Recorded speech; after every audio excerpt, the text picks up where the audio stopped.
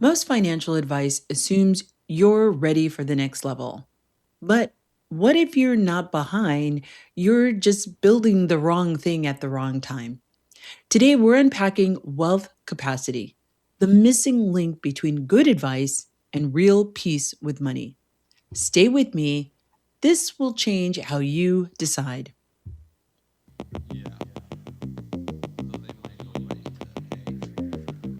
Welcome back to the Do.Different.Better Show.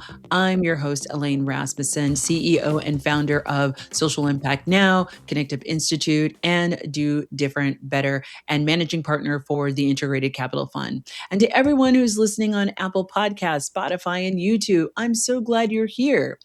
And if you're just now joining us, we are going to be talking about wealth capacity and where money decisions feel heavier when your foundation isn't quite built yet. I'm going to be talking about what I call the soul framework, and I'm going to talk to you all about what that is and what it looks like, right? So, if this is your first time here, I'm so glad you're here. And I hope that you're going to get a lot of great information that you are going to be finding really, really useful in your life. And if you've been rocking with me for a while, you already know we don't do generic money advice around here. So, just going a little bit deeper about wealth capacity, it's not hustle, it's not hacks, and it's certainly not hype. And if at any point you think, wow, she's putting words to something I felt, but I just couldn't explain, that's not an accident. So, don't forget to subscribe on the YouTube channel, Do Different Better, because this episode is one you'll want to revisit, clip, and share. But first, let me start with a confession. If you've ever listened to financial advice and thought, okay, but which one am I actually supposed to do? You're not confused. You're actually paying attention because the truth is, most financial advice sounds perfectly reasonable, right up until the time you try to apply it in your actual life. You might hear things like save more, invest early, buy assets, buy a business, avoid debt, use leverage, right? Whatever that might mean, right? Maximize returns, protect your downside. What downside? Optimize your taxes, right? At some point, it starts to feel less like guidance and more like a very long, exhaustive to-do list written by someone who knows nothing about you, your circumstances, and where you're trying to go, and your calendar, your responsibilities, and quite frankly, your nervous system, right? And we talked about that in the previous episode, talking about wealth identity. Your wealth identity directly impacts your wealth capacity. And if you ever responded to all of that advice by thinking, honestly, I just want to lie down for a minute. This is all too much. I can't take it in. Welcome. You're among friends and family. So let's get a little bit more clear about what's going on. Here is what's happening. And this is super, super, super important. Most financial advice is not necessarily wrong. It's just really incomplete. It delivers as if everyone is starting from the same place, has stable income, has predictable expenses, has emotional bandwidth, or has margin for trial and error, which is at best optimistic. Financial advice tends to live in a world where emergencies are hypothetical, family obligations are optional, burnout is a mindset issue, and time is endlessly flexible or infinitely available. Meanwhile, real people, including myself, are trying to make decisions while they're juggling careers. They're caregiving, they're dealing with their own health concerns or issues. They have maybe community obligations. and the low grade anxiety of living in a very expensive world, particularly when you get out to some of the coast, right? So if financial advice feels overwhelming, contradictory, or exhausting, that's not necessarily a personal failure. This is a systems failure, right? And here's the trap that a lot of people fall into, and I was a victim as well. They're doing all the right things. They're earning a good living, right? They're saving money. They're investing. Maybe they have a 401k even. They're reading the books. They're listening to the podcast. They're learning. And yet, something still feels off. They don't feel clear. They don't feel confident. They don't feel settled. Instead, they, maybe you, feel like you're constantly behind an invisible syllabus that you're still waiting to be delivered. That's because the right things without understanding sequence creates pressure instead of progress. It's like trying to build a house by starting with the roof, because that's the part everyone posts picture of, right? The finished product. And that's not how reality works, right? So this is especially true as you start to move through different socioeconomic classes. Maybe you become more, maybe you've gotten a significant, a high earner. High earners live with a specific kind of financial tension. On paper, you might be doing really, really well, but internally, you are carrying a lot, right? You're managing more complex decisions. You're managing higher expectations. You're managing higher visibility and feeling like you have less room to make mistakes. And that even can be with your partner, right? This feeling of constantly being judged and or trying to live up to some unsaid expectation, or maybe it was actually directly said to you.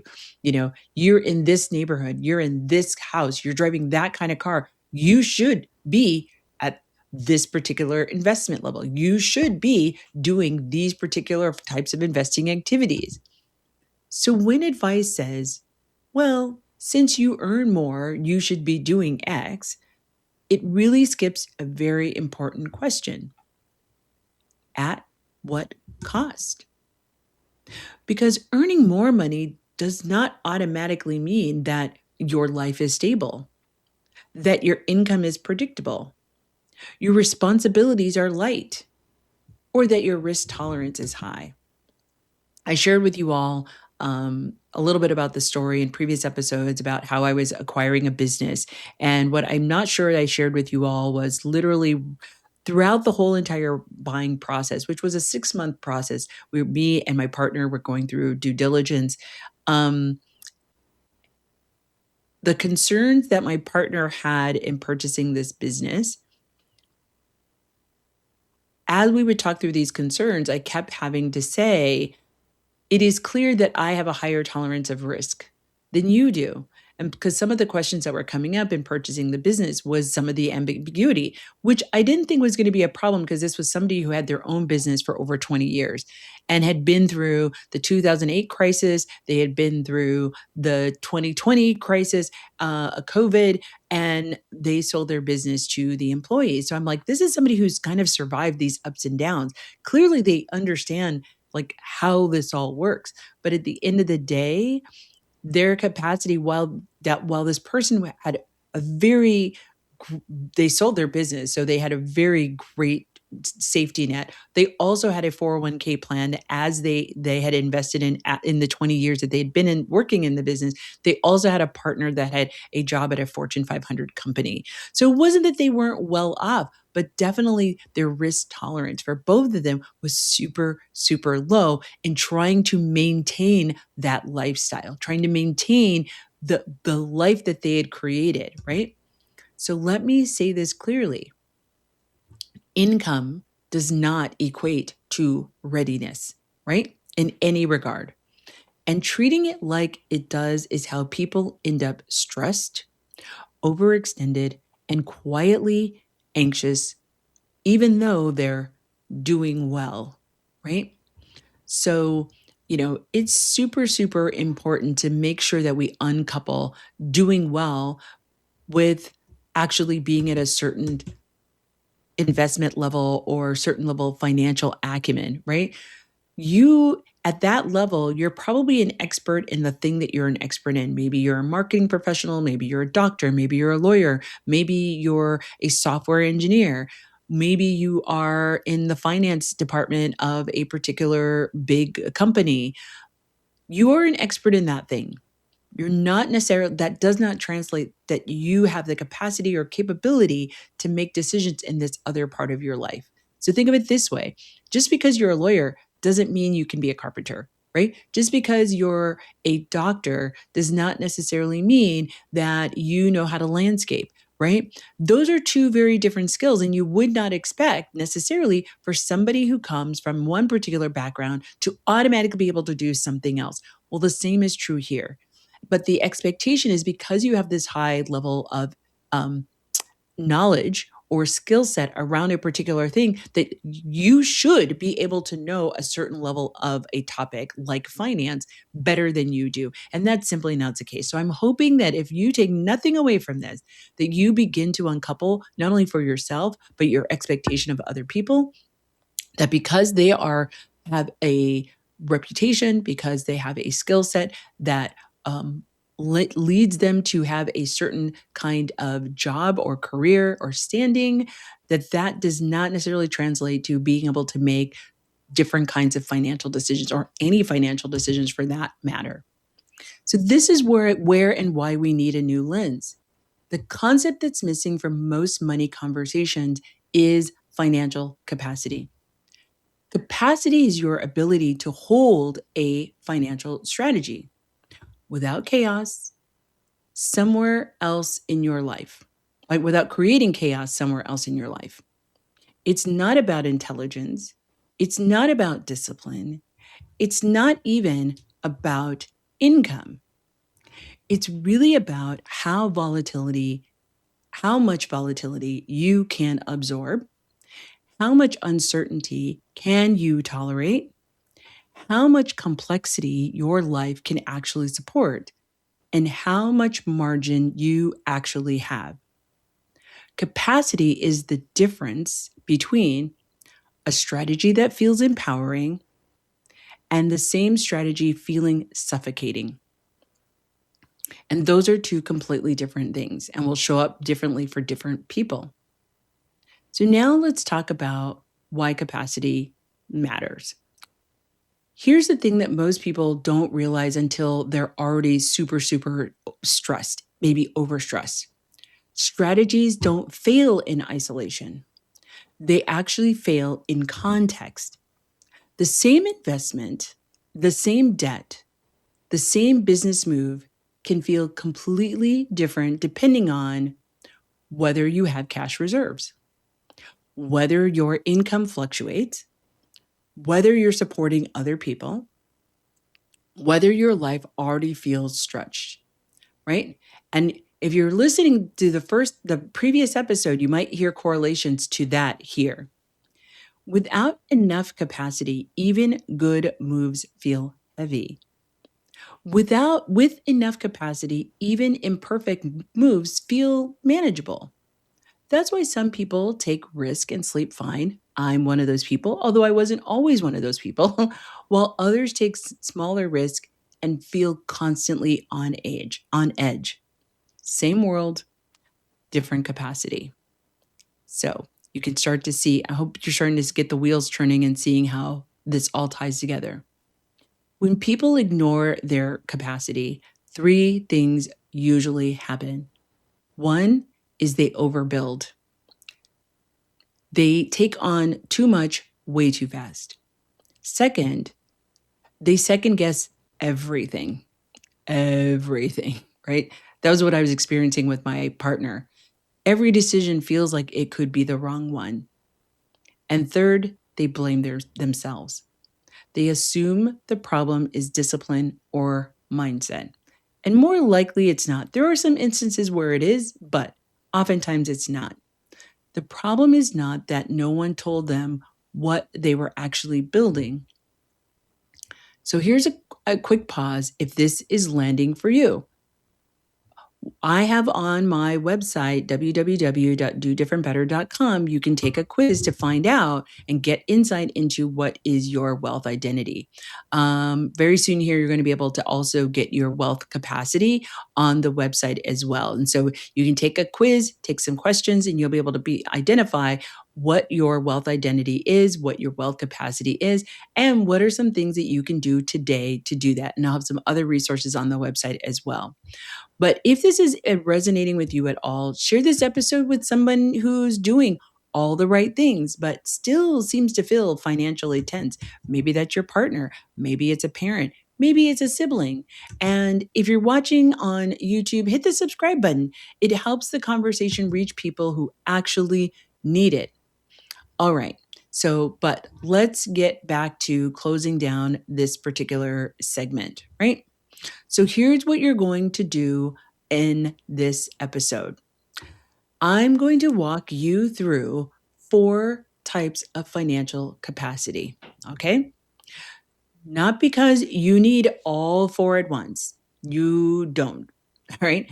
And not because there's a right timeline. That's not the goal here, right? We're trying to get data. We're trying to get clear.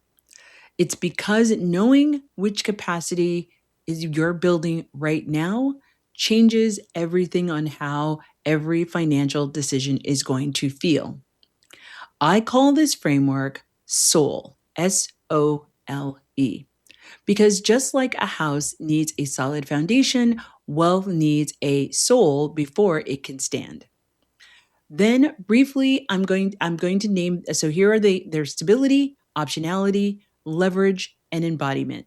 That's it. I'm not going to give you definitions just yet, but this does 3 things for you. So I hope that this is going to allow you to get some clarity. It's going to allow you to be able to have a way to have a conversation with your significant other in your life, but also it's now going to lay the groundwork for you to be able to think about what are the decisions that you need to make. So I'm really excited to talk to you about this. And so I am going to get into this into segment 2. Stay with me and I will see you after the break.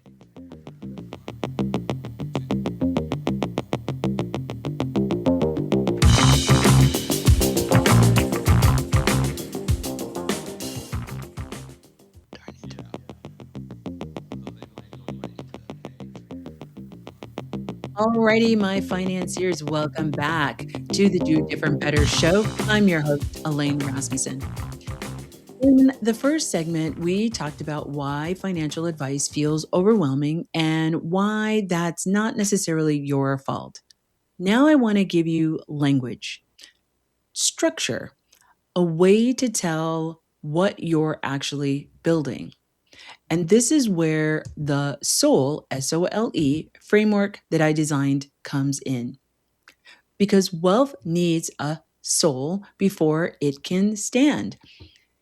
Now, and the first 2, I'm going to talk about the first 2 wealth capacities, and that's going to be stability and optionality.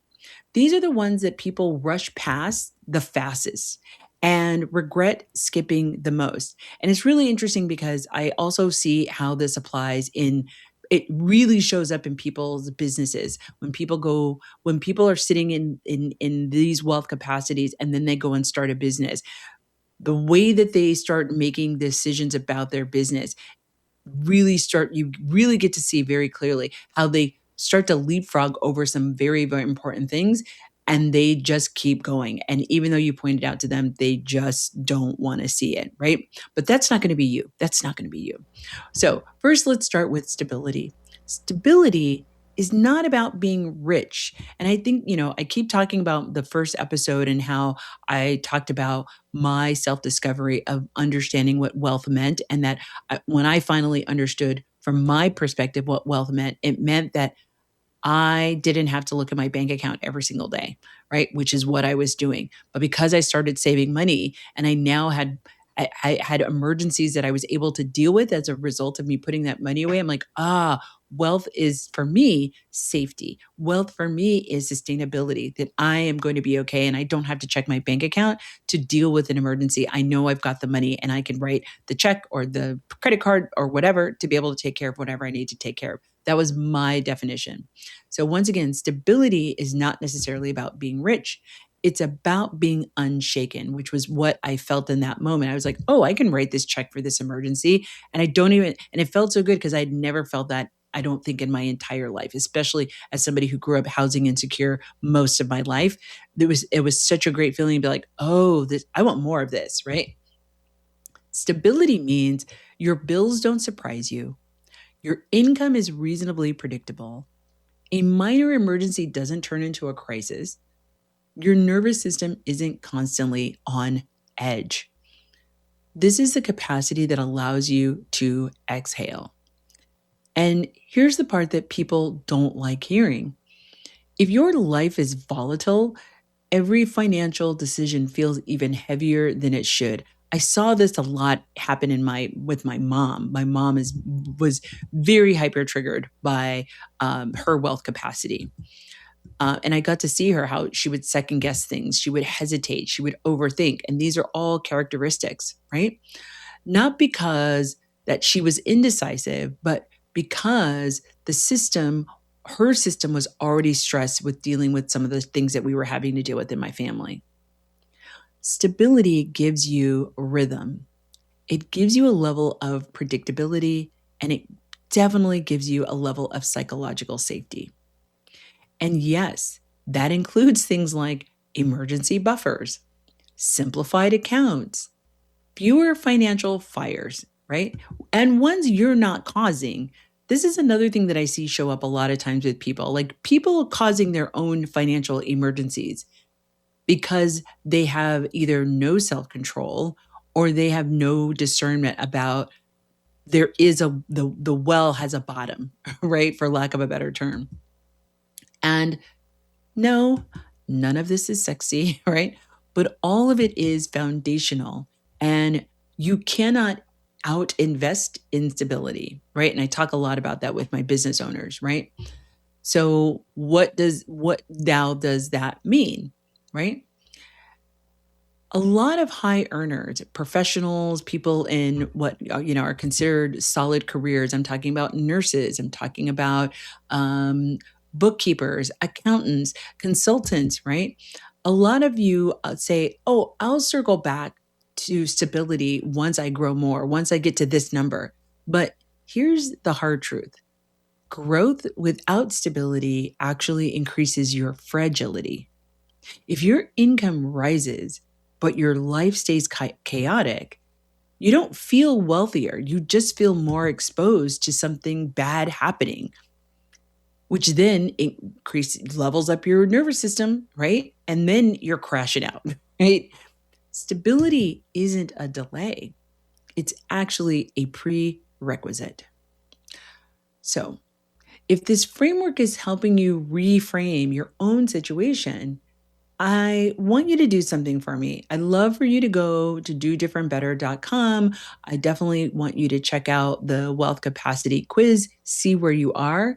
But I'm also trying to provide you with more resources that you can keep learning without feeling overwhelmed.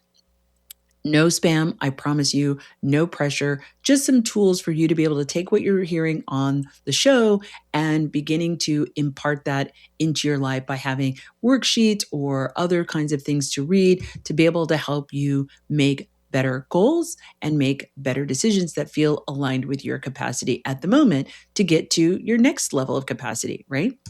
Now, once stability is in place, we move to optionality. That's our next wealth capacity. Optionality is your ability to choose without panic. It's margin. And here's what it looks like.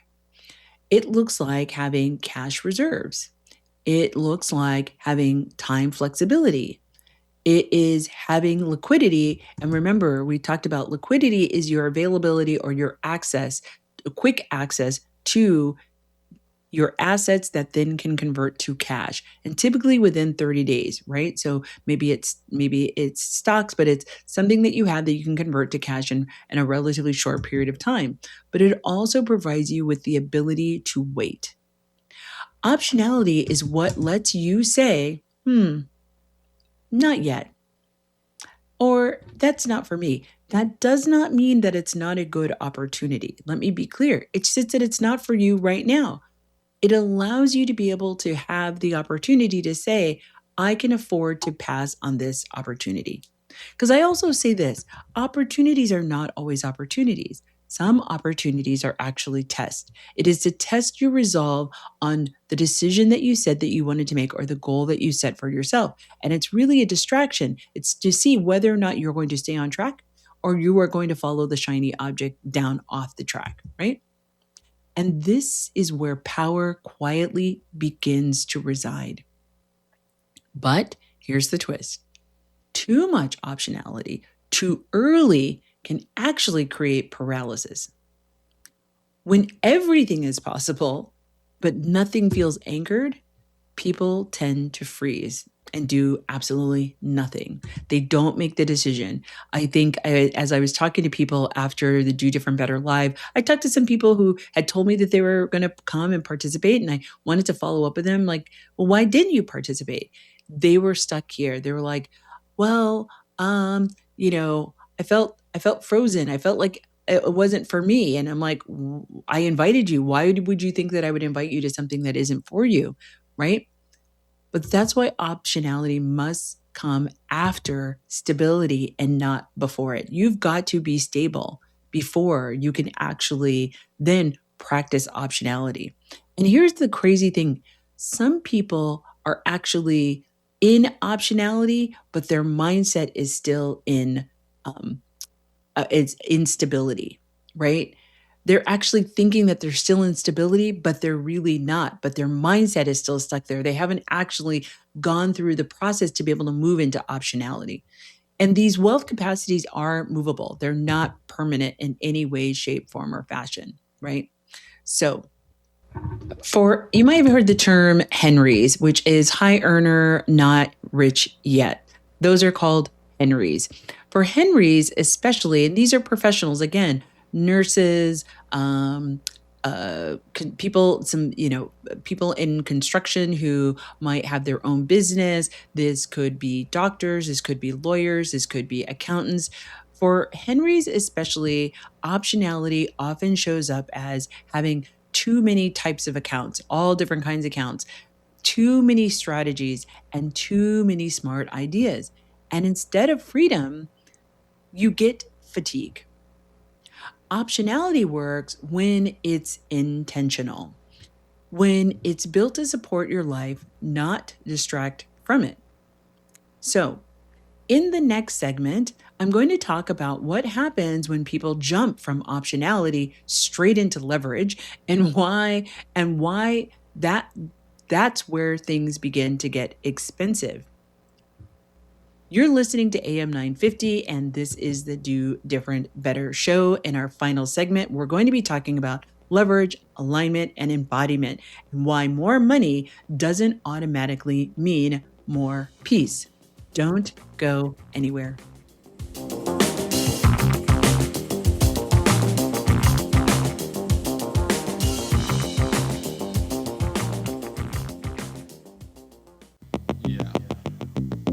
Welcome back to the Do Different Better Show. I'm your host, Elaine Rasmussen. This is the part of the conversation where people usually want to take shortcuts and where I'm going to slow us down on purpose. Let's talk about leverage alignment and what wealth looks like when it actually fits your life. If stability is about safety and optionality is about choice, then leverage is about influence. This is the part of the wealth conversation people rush towards because it looks like progress. But leverage is not a shortcut. It's actually an amplifier, right? So think about, a lever system, right? The whole idea behind a lever is that you actually get more power than if you were just going to lift something on your own. Leverage is when your money starts working beyond your labor. It includes investing, ownership, businesses, real assets, real estate, and strategic debt. Leverage is powerful and it is unforgiving because leverage doesn't create capacity, it actually reveals it. If your foundation is shaky, leverage magnifies stress. If your optionality is thin, leverage feels like pressure. This is why two people can make the same investment and have two completely different experiences. One may feel very empowered, and the other feels trapped. Same move, different soul. So I said in the earlier segment that the deal that my partner and I and the business that we were looking to buy, we actually had a conversation literally before the day before, 2 days before we were going to sign. It was a Saturday. We had a conversation just to prepare for the signing of the purchase agreement of this business. Now, again, we'd been working on this for 6 months, and we had gotten to the place now where we're like getting into these final details. And she had brought some concerns to me, and I could tell that she was feeling trapped. And so I said, okay, well, we're going to sign paperwork on Monday. This was the weekend. I said, why don't we go ahead and fulfill the purchase agreement, and let's then immediately refinance to get you out of the deal, but also let's find another person to buy you out. So we would have these two strategies. I thought that we solved the problem. And she called me the next day and said she wanted out of the purchase of the business, right? So once again, we were both making an investment into the same company. We'd both gone through all the due diligence to buy this company. And at the very last minute, what felt great to me, it felt like we had done all the due diligence. We had come up with a plan. We had a 90-day plan of what we were going to do with the business in the first 90 days. And still, with all of that, we'd mitigated all the risk. The seller was going to be doing a lot of the financing, and the financing was contingent on revenue and sales. So we de-risked the purchase as much as I thought that we possibly could. And even with all of that, this person didn't feel comfortable. And so they backed out of the deal, which, yes, was frustrating. But to my point, same investment, same information, but we were coming to it from a very different perspective, right? I was really coming from a leverage perspective, and I think she was coming from an optionality perspective, which then meant this deal was never going to work. And even if we'd gone through with the deal, we probably would have had a lot of issues once we got into the company. So while it was disappointing, I was glad that we ended the deal before we actually got into the deal, as opposed to getting into the deal and having to butt up against her wealth capacity versus my wealth capacity, because I'm sure it would have had a lot of friction that could have ended what was a very long friendship, right? So high earners or professionals often qualify leverage before they're ready for it. The bank will say yes to them. An advisor will say yes to them. A spreadsheet might even give them the thumbs up. But in their body, it says, I don't feel okay. That is the signal. And clearly, that's the signal that my partner got. She was not okay in her body, right? Or her partner's body, right? Because I think that was actually more influential, that her partner didn't feel comfortable about any of this whatsoever from day one. The partner wasn't okay with any of this, right? They said that they were, but they really weren't. But understanding that hum that's happening in your body or in your brain or in the back of your mind or the tingling in your ears or the tickle in your chest, those are all signals. Leverage without capacity leads to overextending, right? Decision fatigue, and a quiet resentment, not only towards money, but what could have turned out as a resentment towards me or towards other people that you're engaged with. Leverage works best when it's built on steadiness and not urgency, right? And clarity, right? That's another important piece of this. So This brings us to the final capacity in our soul framework, and that is embodiment. Embodiment is alignment lived. It's when your money decisions match your values, match your season of your life, reduce, not increase your cognitive load. Embodiment looks like fewer accounts, clearer purpose, saying no without guilt or shame, choosing sustainability over constant optimization. Alignment isn't just a vibe, it's actually a practice. And embodiment is how alignment shows up in real life. And that is so important because it brings another degree of clarity that allows you to integrate or exit or participate or not participate and know like you are making those kinds of choices. And I just find that it's so valuable and important to just really understand that the more you can get clear about what it is you're willing to do, what you're not willing to do, what you must do, what you're going to work on. Again, this is a journey. It is not a destination, right? So I don't want you to look at this as these are all limitations. This is all, again, information for you to kind of get some clarity about like, oh, this is how I might be approaching these. And this is might be where the friction might be happening between me and my business partner, between me and my living partner, between me and my coworkers, between me, especially in your job. And if your job has to deal with money, maybe you're the bookkeeper, maybe you're the accountant, or maybe you're the salesperson. And you're like, why don't we take this risk? Why don't we take on this client not knowing and understanding what the implications might be? Think about how this might be showing up in other parts of your life. Because I'm just going to guess that this isn't just isolated to your financial decisions. This isn't just isolated to how you think about and what your relationship is to money. Your relationship with money also is going to color how you show up in other places that have to do with money, right? So if it's your job to be a salesperson, you might be in a different capacity than your manager.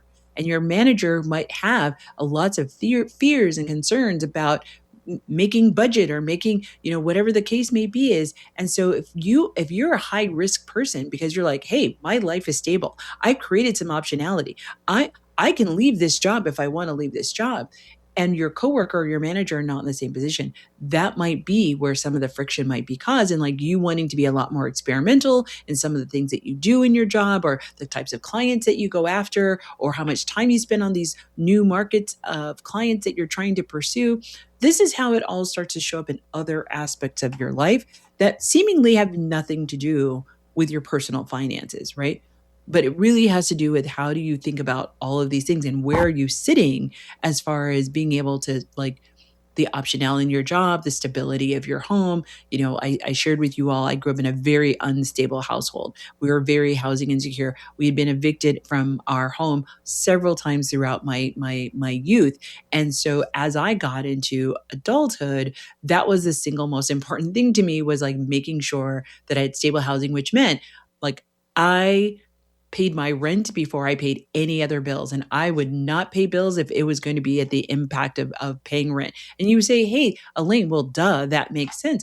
But it doesn't always, right? If you are coming from that kind of background where you have that kind of instability, like, and there was only one time in my life where I remember I borrowed money from a friend. And because I had known this friend like since like junior high school, it was the one time it was more important for me to pay him back this money because I didn't want our relationship to be ruined over money than me paying my rent. So I paid him before I paid my rent, but I paid my rent. I never had to worry about being in any sort of bad situation. But I say all this once again to bring it home to you of like being able to understand and know like how your wealth identity, which we talked about in the last episode, and how your wealth capacity work together and show up in how you make your goals, how you make your decisions, how you interact with your partner, and how you grow and scale your wealth capacity, your portfolio, in whatever that means to you. And once again,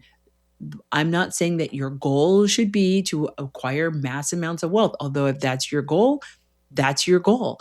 But the whole idea is whatever your goal is, it doesn't matter if your goal is to live abroad half the year. It doesn't matter if your goal is to live in a different state every 4 months, whatever those goals are, that we are creating alignment and systems and opportunities that actually create a system by which that is whatever your goal is actually can be made possible, right? That's where we're trying to go. That is actually the situation that I want you to sit with and figure out. And once again, this might require you to just take a moment, maybe go sit on the porch with a cup of coffee and start to replay some scenarios in your mind of conversations you've had with friends, with family, with partner, and just start to sit and notice what's happening and what seems to land or resonate with you.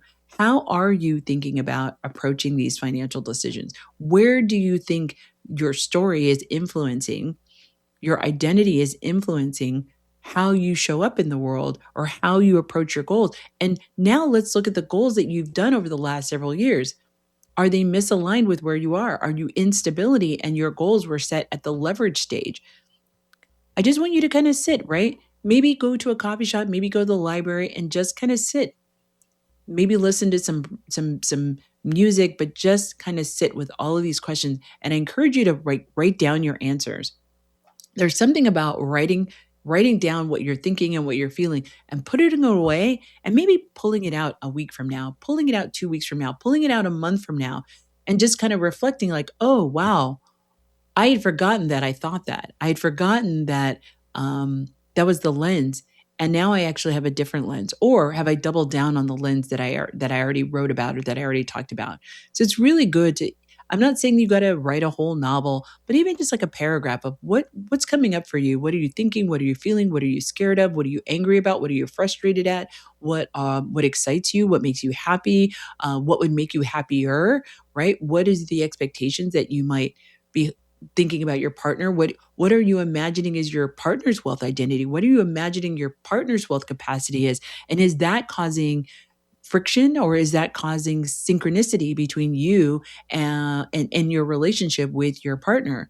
So I'm hoping that all of this is maybe giving you some language that is helpful for you to think about in not only how you can have conversations with your partner, but conversations with yourself.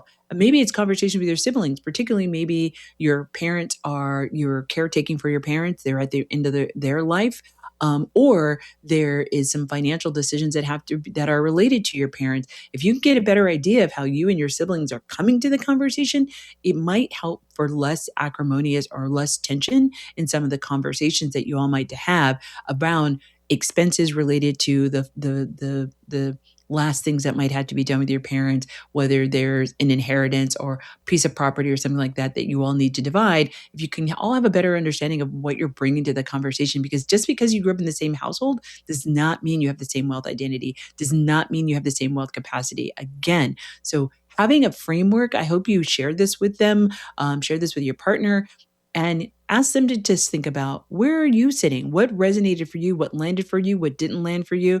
And that might help you have some better conversations to resolve or build the things that you're actually trying to move towards. So in closing, here's the takeaway I want you all to sit with. You don't need all 4 capacities at once. I highly discourage it, as a matter of fact. You need to know which one you are building to right now. And that is how you stop chasing. That is how you reduce the noise. That is how wealth starts to feel steady instead of stressful. Wealth isn't built by doing more. It's built by building the right capacity in the right order for where you are. That's the soul way. As we wrap up, here's what I want you to take with you. You don't necessarily need to do more with your money, although you can. You need to build the right capacity in the right order. If this episode has helped you see your finances in any different way, Please subscribe on YouTube. Help me get to 1,000 subscribers by my birthday in March. This will be my birthday present to me that you all are going to give me. Definitely follow me on Instagram at Do Better with Elaine, or you can find me on LinkedIn at Elaine Rasmussen. I'm the only brown Elaine Rasmussen. And you can always stay connected on Do.Different.Better.com. And just know that the conversation hasn't ended here. You can catch me every Sunday on AM 950 here in Minnesota, and always on YouTube on AM 950, but also on my YouTube channel, which is do.different.better.com. I can't wait to hear from all of you. Let me know how things are going. Let me know what's working. Let me know what landed. Send me a DM on Instagram. Send me something, a DM on LinkedIn, or post something in the comments on the YouTube channel. I definitely want to hear from you. I want to know what's working, what's not working, what's landing for you, what's not landing for you. But I can't wait to see you next time when we do different better together.